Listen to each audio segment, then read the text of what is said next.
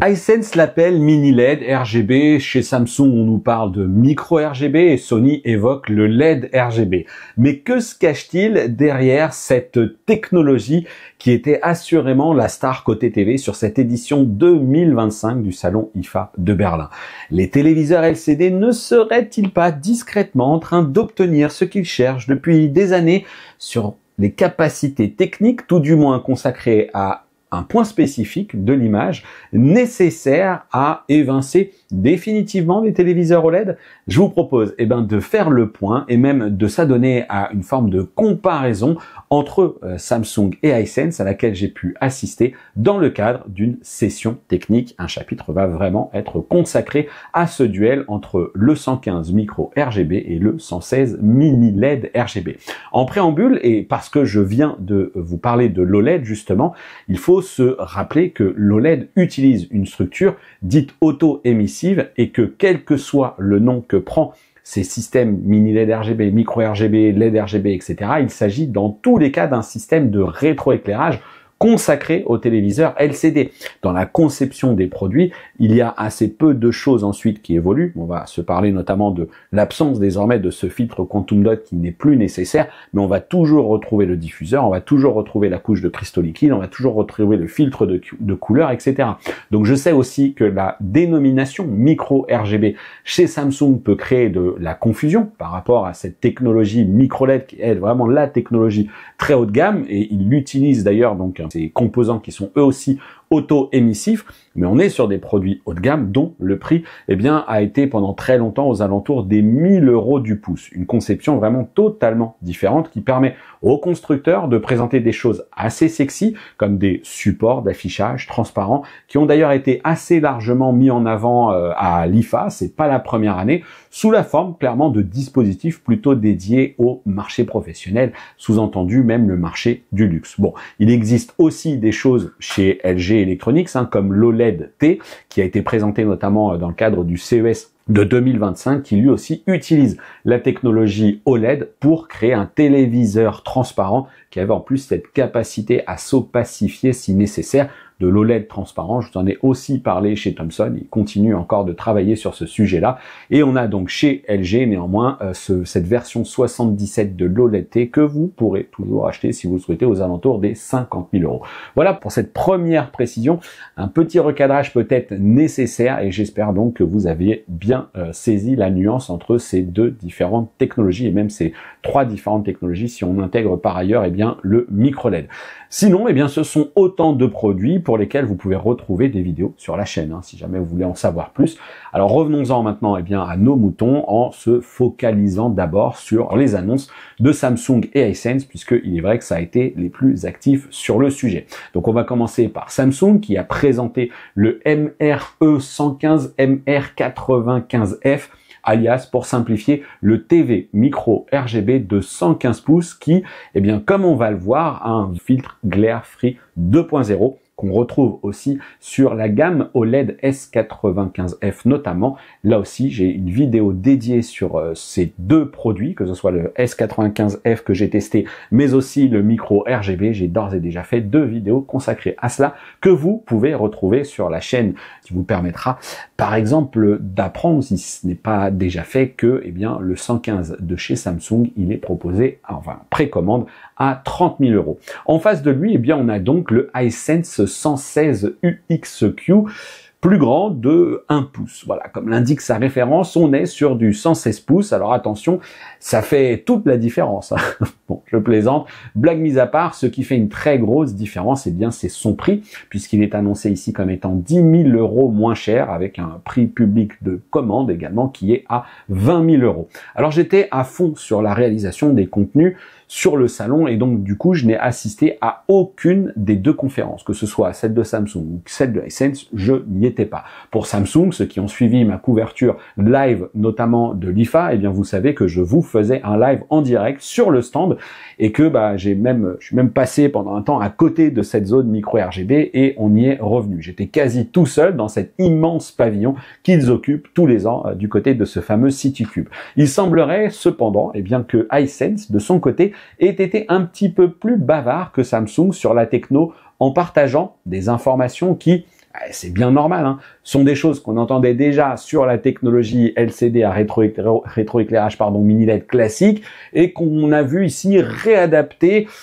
à des prestations plus de cette déclinaison du rétroéclairage RGB. Mais comme je le disais, j'ai pu assister à une session technique organisée par les équipes de Samsung et ainsi collecter quelques informations supplémentaires sur la structure de la diode, mais je vais y revenir dans un chapitre consacré à cela.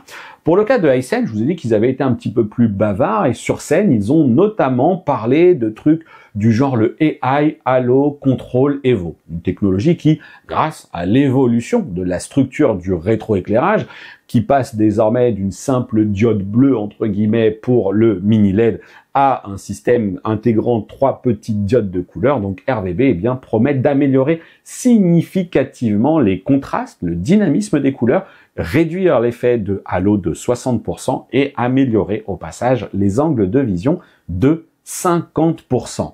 Le mini LED RGB, puisque c'est comme ça qu'on l'appelle chez Hisense, c'est aussi passer du single cristal vers le multicristal. Bon, pour le coup, je n'ai pas souvenir, alors de mémoire de poisson rouge, avoir déjà entendu parler de ce genre de choses chez Hisense que le single cristal, mais bon, pourquoi pas. Comprenez en tout cas qu'il est simplement question de mettre un nom ici sur le fait de passer d'une simple diode bleue, comme je le disais, vers ce triplet RGB. Donc une conception de rétroéclairage qui s'annonce par ailleurs 120% plus efficiente sur la partie luminosité et 30% meilleure sur l'uniformité de la dalle. Et puis en plus, on nous ajoute un petit 42% moins nocive en raison de plus faibles émissions de lumière bleue. Bon, ok.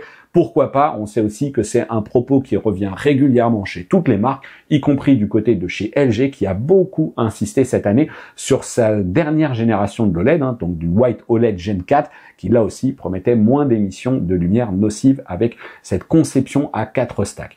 Pour en revenir à Hisense, ils ont également annoncé à l'IFA que leur téléviseur de 116 pouces était finalement, par rapport à ce qui avait pu être annoncé à différents moments de l'année, eh bien capable de produire une luminosité en pic de 8000 nits et un système de gestion de la diode capable de piloter 10 000 zones de local dimming. Bon, là aussi, encore une fois, pas mal de petits allers-retours, et puis j'y reviendrai peut-être sur ce sujet. Malgré la suppression du filtre Quantum Dot, donc du coup qui n'est plus nécessaire, puisqu'on a une source qui est capable de produire 3 couleurs pures, rouge, vert, bleu, eh bien, on n'a plus besoin de ce filtre Quantum Dot pour booster le rouge et le vert. Ces téléviseurs, donc, permettent ainsi, encore une fois, selon ce qu'on nous annonce, d'atteindre une couverture colorimétrique de plus de 100% pour le BT2020, associé par Hisense lors de la conférence à, là encore, des technologies ou des choses qu'on va nous appeler comme étant le 2D vers 3D color dimming avec une gestion sur 108 bits de la couleur et des angles de vision promis à 178 degrés.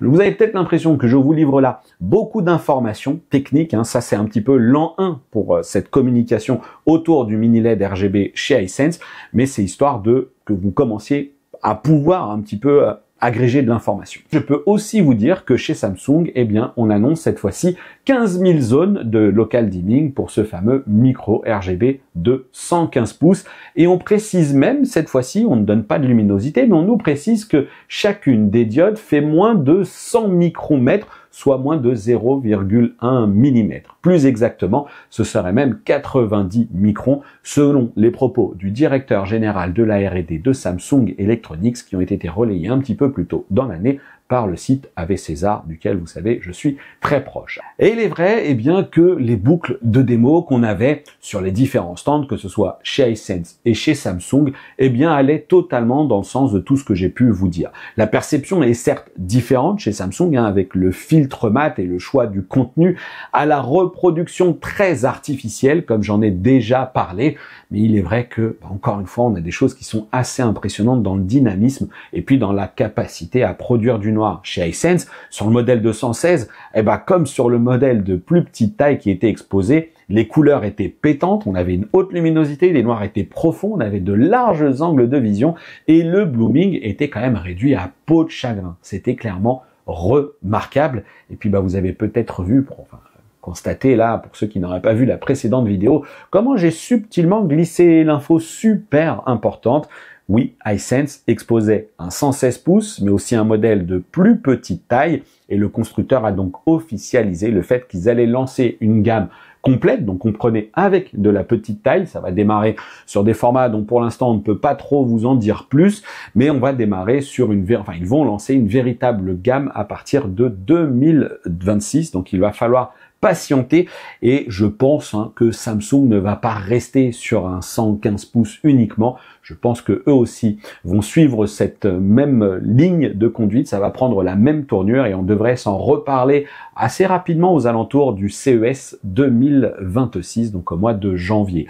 J'en profite également pour vous annoncer que j'ai d'ores et déjà pris billet d'avion et réservation d'hôtel pour aller au CES de Las Vegas. Donc plus que jamais, si vous souhaitez soutenir cette chaîne, il y a un petit budget qui se greffe là-dessus quand même, vous retrouverez dans la description un lien qui vous mènera vers une cagnotte Tipeee si vous souhaitez m'aider. Et puis sinon, vous pouvez toujours liker, partager cette vidéo, parler de la chaîne, vous abonner, bref, m'aider dans la réussite que je tente d'associer à la montée en puissance de cette chaîne. Voilà. Nouvelle parenthèse refermée, et je remercie ceux qui participent déjà mensuellement à cette cagnotte Tipeee, et je remercie également par avance ceux qui participeront. Et on va maintenant attaquer la partie comparaison des images. Alors attention, comparaison pour laquelle je n'avais aucune maîtrise sur les réglages des TV, mais aussi les contenus qui étaient diffusés. Alors il y a d'abord ce plan large où je filme les deux TV pendant un moment, et puis ensuite je me dis que je vais les filmer séparément. Sauf que Jean-Michel à peu près était chargé du cadrage, et que côté Hisense, donc le TV qui se situe à gauche, c'est pas foufou. Bon, je l'ai viré sans préavis, on ne devrait pas revoir ce genre de choses, et puis surtout garder quand même en tête que dans ce type de session, ça pousse au portillon, c'est des sessions qui vont vite, les gens attendent les sessions suivantes, donc on fait pas ce qu'on veut. Et c'est aussi pour cela qu'on est sur des contenus qui finalement font à chaque fois moins de 5 minutes dans ce que je vais vous afficher. Bon, j'espère néanmoins que ça permettra de vous faire une idée, parce que dans ces images, vous l'aurez compris, donc le Samsung est à droite, le Hisense est à gauche, et puis point très important, les deux sont réglés en mode standard. On n'a pas de mode dynamique, pas de mode vif, et pas non plus ici de test en mode cinéma ou film maker. Du coup, dans ce que vous allez identifier, on va forcément avoir des différences qui vont être manifestes, tantôt sur la teinte, mais aussi des différences de luminosité. Et là, le sujet, c'est qu'on est tout simplement sur la libre composition de ces modes standards. Chacune des deux marques fait ce qu'elle veut, et forcément, ça peut donner des dérives, des approches très différentes. Alors pour ma part, j'ai bel et bien ma préférence dans ce que vous êtes en train de voir là, et je vous invite dans l'espace commentaire à me partager la vôtre. Qu'est-ce que vous préférez comme image, notamment sur la couleur, luminosité, etc. L'approche de chacun des deux constructeurs. Ensuite, nous avons pu rapidement voir ce que ça donnait du côté des angles de vision. Je les ai également filmés selon ces quelques images, avec un petit peu de passage également dans la pièce. Bon, là aussi, j'ai ma préférence, et j'ai plutôt tendance à dire que par rapport à l'aspect couleur, image, etc., par rapport à ce qu'on voit, mon préféré, c'est plutôt l'autre, par rapport à tout à l'heure. Là aussi, je vous invite à vous exprimer. Bon, je pense que c'est assez clair sur la logique de lisibilité, gestion des reflets. Pour autant, malgré les images que vous avez là, naturellement qu'il ne faut pas en tirer de conclusion hâtive. Je vous montre ce qu'on m'a autorisé à filmer dans ce mode standard. Chacun fera ce qu'il veut, dans une présentation organisée par Samsung, mais sachez également que j'ai vu d'autres images, et pour le coup, encore une fois, cette fois-ci plutôt, devrais-je dire, Samsung se positionnait un petit cran au-dessus dans la gestion, dans l'approche de l'image, dans le traitement de l'image notamment, et dans le traitement aussi des zones sombres de l'image, mais aussi du côté de la luminosité. Donc il semble que la plateforme soit peut-être un rien plus prometteuse, mais on est là vraiment sur l'an 1 de ces téléviseurs. Chacun des deux va pouvoir évoluer par le déploiement de mises à jour, logiciels, etc. Donc il faut quand même garder un petit peu rester serein et garder un petit peu de recul sur cette présentation qui nous est faite, mais qui, je l'espère néanmoins, vous plaît. Mine de rien, je vous partage ces infos, enfin ces vidéos, et j'espère que vous trouvez ça plutôt cool.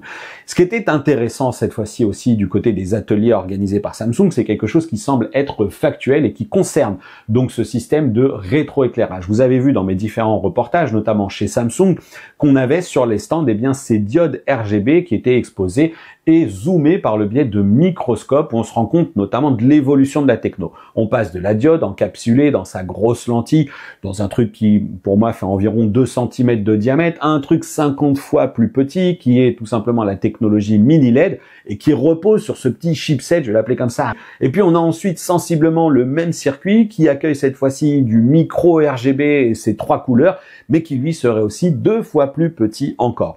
Bref, comme je l'ai dit, on se parle de moins de 100 microns pour cette techno. Chez Hisense, l'info n'est pas donnée et pour autant on revoit sensiblement la même présentation avec l'évolution de la techno mais sans les microscopes. Pour en savoir plus, c'est à nouveau durant cette session technique que les ingénieurs de chez Samsung mettent en lumière la conception de chacune de ces 2 technologies de rétroéclairage RGB et là pour le coup on voit bien la différence. Dans ce système de rétroéclairage RGB, chaque mini diode de couleur est alimentée pour s'illuminer selon différents paliers d'intensité lumineuse. Et là où il va y avoir de la différence, eh bien c'est qu'on voit que chez Hisense, visiblement, si on en croit ce qui nous est partagé ici par Samsung, eh bien chacune de ces diodes est alimentée un petit peu de façon unique. On va pouvoir faire varier l'intensité lumineuse et ensuite créer comme ça le rétroéclairage. Chez Samsung, chacune de ces diodes RGB est décomposée de 3 segments et chacun d'eux peut être piloté selon différents niveaux d'intensité lumineuse. Je pense que vous arrivez à me suivre, mais comprenez que du coup, on a 3 mini-composants qui seraient d'ailleurs par ailleurs sourcés du côté de chez Sanan Semiconductor et ensuite assemblés par Samsung, du moins c'est ce qu'on suppose avec le camarade d'Ave César. On a donc ces 3 mini-diodes RGB et chacune des 3 est décomposée en 3 segments, donc 3 x 3, 9, on a grosso modo 9 segments, à chaque fois répartis selon 3 couleurs, qui peuvent être pilotés de manière très fine. J'avais posé la question sur place aux gens de chez Samsung qui m'ont dit qu'on serait sur un contrôle de la diode de 23 bits et donc on est sur plus de 80 bits de contrôle pour maîtriser du near black, donc tout en bas de l'échelle, jusqu'aux plus hautes luminosités. Et c'est là que du coup, quelle qu'en soit la comparaison technique, physique du composant que nous en fait Samsung, je rappelle aussi que sur scène, Hisense nous avait affiché cette slide où il nous annonce 108 bits control color ou color control. Tout ça de toute façon, ce sont des promesses qu'on ne pourra jamais vérifier dans les 2 cas, sur le nombre de paliers de bits qui sont gérés ici par ces produits, mais sur le papier, il semblerait que la conception de la diode de chez Samsung suppose des écarts de précision à l'échelle même de la diode. Et en théorie, c'est intéressant. Pour autant, il faut là encore prendre un peu de recul parce que y avoir toute la logique d'algorithme de gestion électronique qui va se greffer à tout ça. Et puis surtout, je vous ramène à l'échelle de la structure des couches de millefeuilles qui composent un téléviseur LCD parce que je vous l'ai dit, mais il y a un intérêt dans le fait de bien maîtriser le rétroéclairage qui est indiscutable sur le dynamisme, sur le blooming, sur le color volume, bref, l'intérêt est indiscutable. Mais ici, on se parle quand même d'un TV avec le backlight et l'affichage. On a la couche qui est la couche la plus éloignée avec la gestion électronique, les systèmes de contrôle du rétroéclairage, le fameux backlight master drive pour certains, bref. Et puis ensuite, on a la couche de rétroéclairage, on a le diffuseur qui sera toujours là, on a le filtre Quantum Dot qui lui n'est plus là. Le diffuseur, je vous le rappelle, c'est pour uniformiser le système de rétroéclairage, pour ne pas avoir de points très très lumineux, pour avoir quelque chose de plus uniforme, limiter notamment le cas du Dirt Screen Effect, Et puis ensuite, on aura toujours la couche de cristaux liquides qui emploie différentes technologies, différentes structures, le VA, l'IPS, l'ADS Pro, etc. Puis on aura toujours le filtre de couleur, le polariseur, etc. Donc on est vraiment sur ce qui se fait à la toute base, presque du millefeuille de ces téléviseurs LCD, des différentes couches techniques. Et ensuite, il va falloir que chacun gère son système. Donc pour résumer, entre les différentes promesses que font les constructeurs et sur cette partie du rétroéclairage, l'image, il y a aussi les promesses algorithmiques, traitement par l'IA, la fameuse IA, et ce que l'on a nous ensuite face à nous sur les téléviseurs et ce que l'on en perçoit sur la qualité de l'image, la logique de compensation de mouvement, les angles de vision, la colorimétrie, fidélité, eh bien il se passe bien des choses, mais néanmoins il semble que l'on est ici sur une sacrée évolution puisque eh bien cette précision apporte indiscutablement une amélioration des contrastes. Ça c'est, je pense qu'on va la juger, on va la vérifier assez vite. De même que la luminosité qui va être meilleure. En revanche, l'écart entre ce que propose Samsung et ce que propose Hisense, est-ce que les écarts seront aussi importants que ce que l'on veut nous faire croire? Bon, bah là, ça sera peut-être pas tout à fait le cas. Mais encore une fois, malgré les images que vous avez vues, un peu tôt pour le dire. Bon, néanmoins, sur le papier, il y a bel et bien des différences. Et j'ai tendance à supposer, ou en tout cas à présager, que si Samsung les expose ici aussi facilement, eh bien c'est peut-être qu'ils ont une petite idée derrière la tête, à moins que ce soit tout simplement eh bien pour Samsung l'occasion de justifier, nous expliquer un peu bêtement et simplement pourquoi ils appellent ça micro RGB et non pas mini LED RGB. C'est que eux ils ont des mini portions dans des mini diodes et donc du coup ils appellent ça micro RGB, ou peut-être un autre moyen de nous dire pourquoi chez eux un 115 pouces coûte 30 000 € alors que chez Hisense on paye 10 000 € de moins pour un 116 pouces. Bon. Ensuite, je vais refermer la parenthèse Samsung pour ouvrir brièvement celle de chez Sony qui a naturellement, là aussi, évoqué à l'IFA à nouveau, parce que en fait ils en avaient déjà parlé sur un événement auquel j'étais à Weybridge, et ils ont eux cette fois-ci parlé de la technologie LED RGB qu'ils nous ont illustré dans une petite pièce parce qu'ils n'avaient pas physiquement de stand à l'IFA, ils avaient réservé néanmoins un local, et donc on a pu voir des choses, mais alors là absolument interdit de filmer. C'est bien dommage parce que pour le coup, eh ben, les démonstrations que nous a fait Sony étaient assez impressionnantes, assez saisissantes pour certaines, notamment dans ce qui semble bien maîtrisé. Encore une fois, on a les angles de vision. Alors, ça sera inhérent de toute façon à la technologie. Toutes les bases qui vont utiliser ce type de rétroéclairage vont progresser et ça va progresser aussi du côté de la luminosité. Ils nous annoncent d'ailleurs que leur plateforme LED RGB va être pilotée par le système Backlight Master Drive au même titre que le Bravia 9 avec des algorithmes issus du monde professionnel. Donc, quelque chose d'assez sérieux, mais qui, si je vous ramène là aussi à mon test du Sony Bravia 9 qui est disponible sur la chaîne, a nécessité quelques mises à jour pour s'avérer aussi intéressant, performant qu'il était initialement prévu, parce que l'année dernière c'était un petit peu le début. Si ça se trouve, ce téléviseur il a encore été grandement amélioré par rapport au test initial que moi j'en avais fait, donc je pense qu'on a de toute façon bien le temps d'y revenir, notamment à l'occasion du CES. Alors peut-être pas du côté de chez Sony, parce que l'année dernière ils ont fait un événement à part, c'était un petit peu plus tard à Weybridge, mais on s'en reparlera de toute façon courant 2026. Enfin, impossible de conclure cette vidéo sans vous parler d'un autre acteur extrêmement important sur cette technologie RGB mini LED, puisqu'il est adossé à une société qui travaille activement là-dessus. TCL, bien entendu, TCL et TCL CSOT, la technologie, ils sont dessus aussi, ça fait un moment, et vous allez comprendre pourquoi, parce qu'on a eu certes des présentations qui ont été faites dans le cadre du CES en janvier 2025, là, concrètement, on n'avait rien de bien mis à l'honneur sur l'immense stand de la marque Alifa. Vraiment, le constructeur continue d'occuper toujours plus de place. J'ai l'impression que le stand était vraiment très grand. Mais bon, tout avait déjà été vu sur la partie TV, donc je ne me suis pas spécialement attardé là-dessus. TCL et son partenaire, TCL CSOT, qui finalement pourrait bien détenir une certaine avance tout en continuant de travailler un petit peu dans l'ombre. Si j'en crois les propos qui m'ont été partagés par Olivier Semnou de TCL France, que vous connaissez sur la chaîne, eh bien le groupe en serait déjà à sa 4e génération de mini LED RGB. Donc voilà, encore une fois, même s'ils sont toujours à l'état de proto, je pense que ça va pas le rester encore très longtemps. Enfin, en parallèle de cela, je peux aussi vous dire que TCL a annoncé, officialisé sur place sur le salon IFA, le fait que la technologie Printed OLED était désormais industrialisable et que donc on devrait la retrouver prochainement sur des produits TCL comme des moniteurs PC. Bon, affaire à suivre et j'espère pouvoir la suivre justement de très près. Voilà, c'est là-dessus que s'achève cette vidéo. N'hésitez pas, réagissez dans l'espace commentaire, dites-moi ce que vous pensez de cette technologie mini LED RGB, micro RGB ou encore LED RGB avec des acteurs qui vont continuer d'évoluer, d'avancer dans les différents propos, décliner des tailles, des modèles. Rendez-vous en 2026 parce que pour l'instant, c'est quelque chose qui reste encore assez cher. De mon côté, je vais continuer de creuser un petit peu sur le mode de fonctionnement et les petites choses qui me posent, sur lesquelles j'ai encore quelques interrogations et donc potentiellement, je vous ferai une nouvelle vidéo. Et puis, pour suivre tout ça, la cloche des notifications, l'abonnement, si ce n'est pas déjà fait, vous avez de toute façon le QR code qui s'affiche pour pouvoir le scanner si vous êtes confortablement installé dans votre canapé, mais vous retrouverez également toutes les infos nécessaires dans la description. Allez, je vous dis à très bientôt pour une prochaine vidéo et d'ici là, portez-vous bien, ciao.